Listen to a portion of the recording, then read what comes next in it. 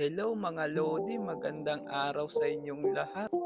Ngayong araw nga pala ay gagawa tayo ng video kung paano nga ba magpalit ng timing chain ng ating motor. Kaya sana panuorin nyo to mga Lodi. Ito nga palang pinagkaiba ng sirang timing chain at yung bago. Yung luma natin, napapansin nyo, medyo mataas na kaysa sa bago nating timing chain mga Lodi. Kaya nga naman, sa kadahilan ng maluwag na tong kadena niya mga lodi o yung timing chain. Kaya ito na nga mga lodi, kakabit na natin, lalagay na natin dito sa motor natin. Gawin natin, papasok lang natin tong timing chain na nabili natin mga lodi. Genuine nga pala tong binili ko mga lodi para tumagal to dito sa makina natin. Mahirap kasi yung mga replacement lang. Dahil madali lang masira ang replacement lang po mga lodi. Kaya dapat yung original o genuine talagang ilalagay natin sa makina natin. Tapos ko na nga nilagay mga lodi. Kaya dito naman tayo sa side plate. Lagyan lang natin ng liquid gasket kung nilagyan natin ng o-ring mga lodi.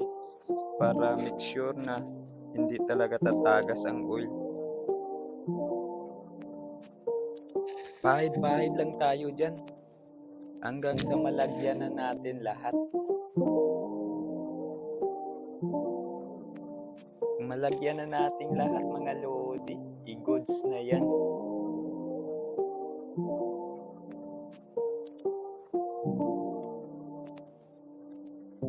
Parang nagutom naman ako bigla. Parang palaman kasi ng tinapay itong liquid gasket.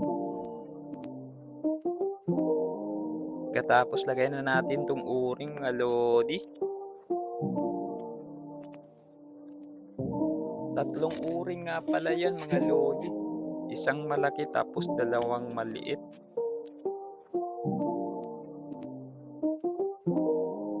Ayusin lang natin pagkalagay para talaga hindi tumagas yung oil ng makina natin mga lodi.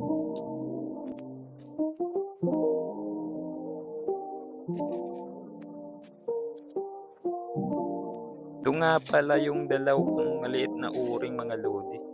Magkabilaan lang yan, dalawa. Pa-like and share naman ng ating video mga idol. Maraming salamat po. Hanggang sa susunod na video natin mga lodi. Paalam!